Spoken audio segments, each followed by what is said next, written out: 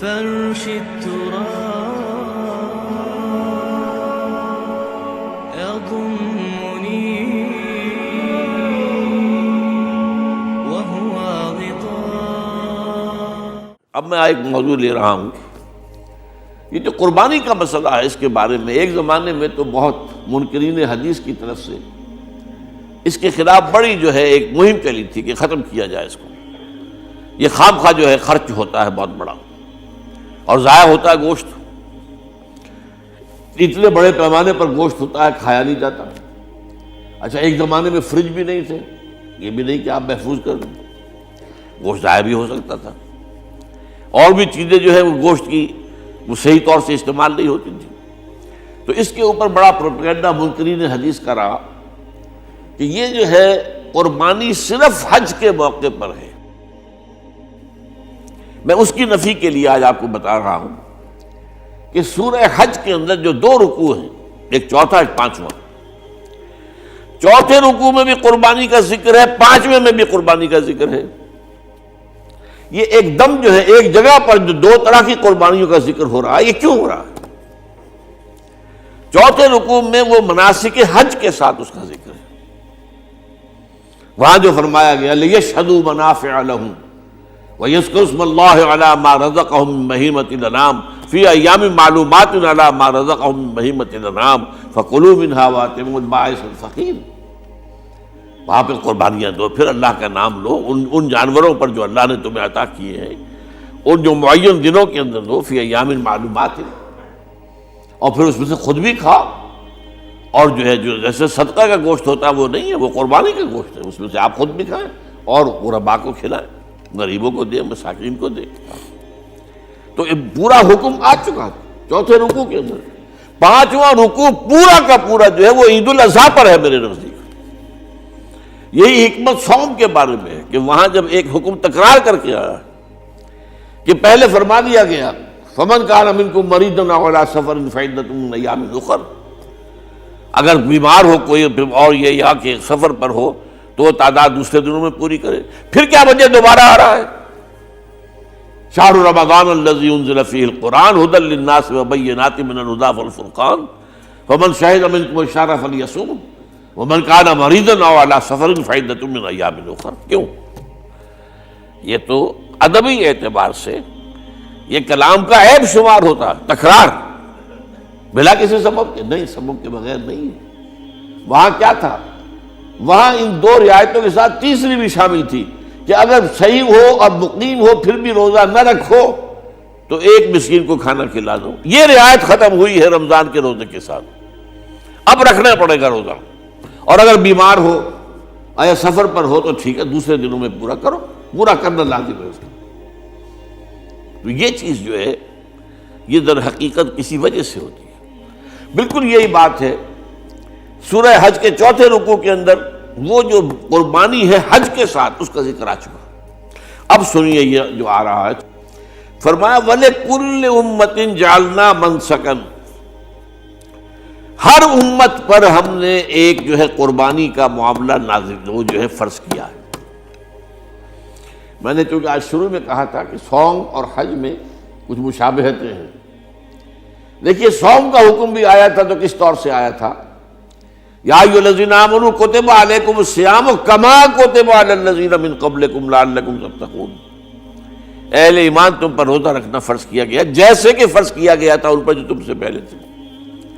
یہاں پر اسی حوالے سے بات ہو رہی ہے کہ اے مسلمانوں، یہ قربانی صرف تم پر فرض نہیں کی جا رہی، یہ تو ہر امت پر، ہر نبی ہر رسول کی امت. وَلِكُلِّ أُمَّةٍ جَعَلْنَا مَنْسَكًا لِيَذْكُرُوا اسْمَ اللَّهِ عَلَيْهَا، تاکہ وہ نام لیں اللہ کا، عَلَىٰ مَا رَزَقَهُم مِّن بَهِیمَةِ الْأَنْعَامِ، جو کچھ اللہ تعالیٰ نے انہیں رزق دیا ہے. یہ چوپائے جو ہیں حیوانات قسم کے، ان پر اللہ کا نام لے کر چھری پھیری جائے، اللہ کے نام سے ان کو ذبح کیا جائے. فَإِلَٰهُكُمْ إِلَٰهٌ وَاحِدٌ فَلَهُ أَسْلِمُوا. تو یہ جان لو کہ اس قربانی کی اصل روح کیا ہے؟ وہ یہ ہے کہ اللہ تمہارا ایک الہ ہے، اسی کے سامنے تمہیں سر جھکانا ہے.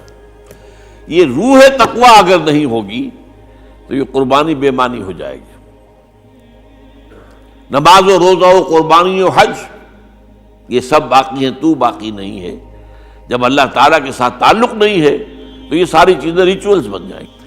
اب یہ بھی ہوتا ہے 20-25 ہزار کے بکرے جو ہیں وہ لوگ لیتے ہیں، پھر ان کو گھماتے ہیں، پھراتے ہیں، ان کے اوپر ریشمی چادریں چڑھاتے ہیں، جو ہے وہ مہندی لگا کر، بہرحال وہ چیزیں جو ہیں یہ اظہار اس طرح کا یہ تو پسندیدہ نہیں ہے۔ تو یہ تو لوگوں کو دکھانے کی بات ہے اور اپنے پیسے کی جو ہے اپنی دولت کے اظہار کا ایک ذریعہ ہے، لیکن یہ کہ بہرحال قربانی انسان کرے اور یہ کہ اس کے اندر روح جو ہے تقویٰ کی وہ موجود ہوگی۔ فَإِلَٰهُكُمْ إِلَٰهٌ وَاحِدٌ فَلَهُ أَسْلِمُوا وَبَشِّرِ الْمُخْبِتِينَ، اور اے نبی ان لوگوں کو بشارت دے دیجئے کہ جو اللہ کے سامنے جھکے رہتے ہیں، خشوع اور خضوع کی شکل اختیار کرتے ہیں۔ الذین اذا ذکر اللہ وجلت قلوبہم، وہ لوگ کہ جب اللہ کا نام لیا جائے تو ان کے دل لرز اٹھتے ہیں۔ والصابرین علی ما اصابہم، اور صبر کرنے والے جبکہ اس چیزوں پر کہ جو اللہ کی طرف سے ان پر آ گئی، وہ مصیبتیں، کوئی تکالیف۔ والمقیم الصلاۃ، اور نماز کو قائم کرنے والے۔ ومما رزقناہم ينفقون، اور جو کچھ ہم نے انہیں دیا ہے اس میں سے خرچ کرنے والے۔ یہ ایک نظام ہے پورا کا پورا جو اس آیت میں بیان کر دیا گیا، اس کا ایک جز جو ہے وہ یہ بھی ہے وَلِكُلِّ أُمَّةٍ جَعَلْنَا مَنسَكًا، یہ قربانی کا معاملہ جو ہے یہ بھی ہم نے ہر امت کے اوپر فرض کیا، ہر امت جو ہے اس کے اوپر لازم کیا گیا، اور اے مسلمانوں آج تم پر بھی لازم کیا جا رہا ہے۔ وَالْبُدْنَ جَعَلْنَاهَا لَكُم مِّن شَعَائِرِ اللَّهِ، اور یہ جو قربانی کے اونٹ ہیں، یہ خاص طور پر چونکہ عرب میں تو اونٹ کی قربانی ہوتی تھی، دوسرے جانور تو وہاں کم ہوتے ہیں، اور بہرحال ان کی قیمتی متاع بھی اونٹ ہے۔ وَالْبُدْنَ جَعَلْنَاهَا لَكُم مِّن شَعَائِرِ اللَّهِ، یہ اللہ تعالیٰ کے شاعر میں سے یہ اونٹ جو ہے یہ قربانی کا اونٹ ہے، یہ مکے لے جایا جا رہا ہے، یا یہ بکرے اور یہ مینڈے جو ہیں یہ قربانی کے ہیں، یہ وہاں جا رہے ہیں، تو یہ بھی گویا کہ ایک طرح سے اللہ کی نشانیاں بن جاتی ہیں۔ ان کے حوالے سے اللہ تعالیٰ کا ایک تصور اور اللہ تعالیٰ کے ساتھ ایک ذہنی رشتہ قائم ہوتا ہے۔ لیکن فیہا خیر، تمہارے لیے اس میں خیر ہے، بھلائی ہے۔ چنانچہ جب وہ جاتے تھے حج کے لیے تو جو بھی ان کے ساتھ دودھ دینے والا جانور ہے، قربانی کی نیت ہے لیکن دودھ جو ہے اس کا استعمال کر سکتے ہیں درمیان میں، اور بھی کوئی اگر ان کی کوئی چیزوں سے فائدہ اٹھانا ہو، لکم فیہا خیر۔ فاذکروا اسم اللہ علیہا، تو اب ان کا اللہ کا نام لو اس کے اوپر، صواف، صفیں باندھ کر وہ اونٹ کھڑے ہوتے ہیں اور ان کو نحر کیا جاتا ہے۔ آپ کو معلوم ہے ذبح نہیں ہوتا اونٹ، اتنا بڑا جانور ہے، گردن کتنی موٹی ہے، اس کا ذبح کرنا بڑا مشکل ہے، نحر کہتے ہیں اس کو۔